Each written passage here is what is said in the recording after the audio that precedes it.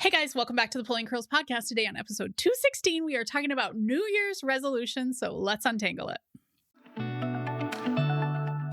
Hi, I'm Hilary, a serial overcomplicator. I'm also a nurse, mom to three, and the curly head behind Pulling Curls and the Pregnancy Nurse.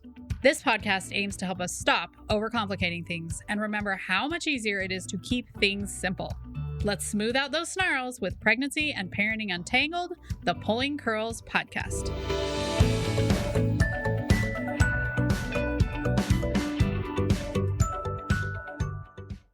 Before we get started, this episode is sponsored by Family Routines. Honestly, while I'm excited to get organized in my house, I really want to get into good new routines that help support everyone in the family at the beginning of the year. So find Family Routines either in the show notes or at pullingcurls.com.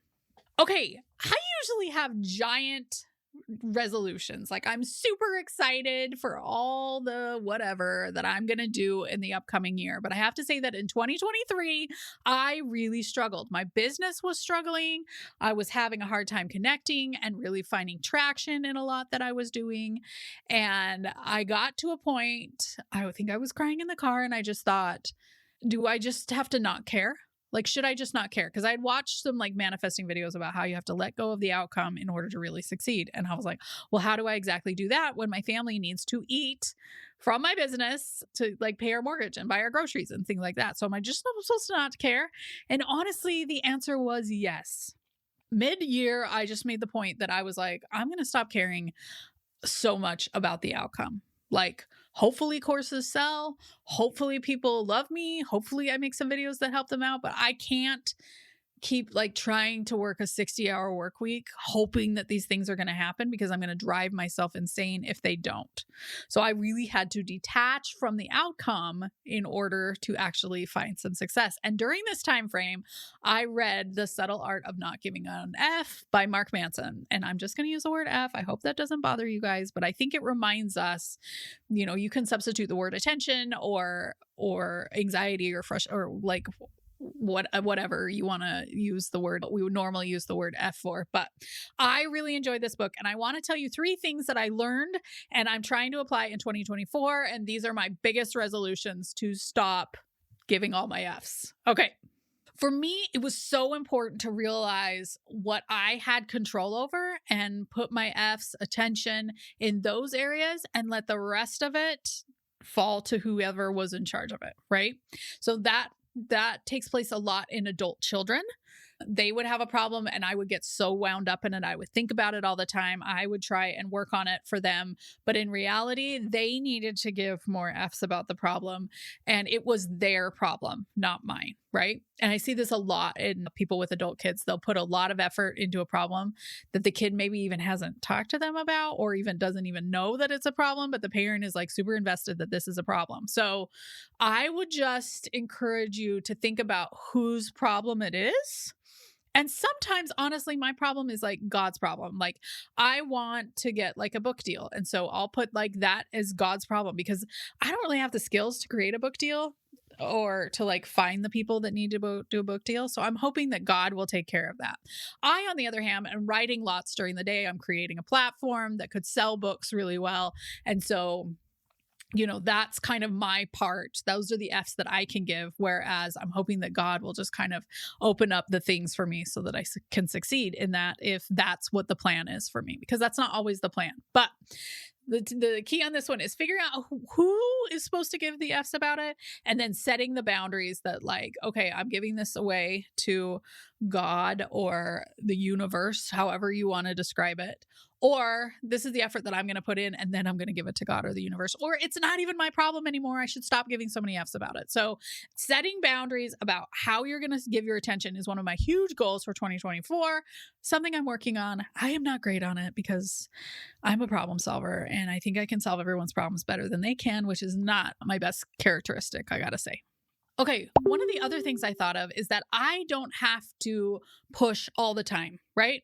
I can put in my Fs, my 4 hours of Fs or whatever, and then it's going to the universe, right? Whereas I would constantly be thinking about how I should reshape my sales page to make more sales, right? It would be constantly in the back of my mind. I would shift up the sales page like daily, which honestly is a really bad idea because then you have no idea if something worked or didn't work, or it's just like the day. Like I sold 5 one day, 3 the next. It doesn't mean that I did anything to assist that. So, putting in my effort and then just letting go. I was talking the other day about versions in a post that I was writing on the pregnancy nurse. And that's where they flip the baby from like bum down to head down. They're trying to get the baby's head down so that it can be a vertex delivery.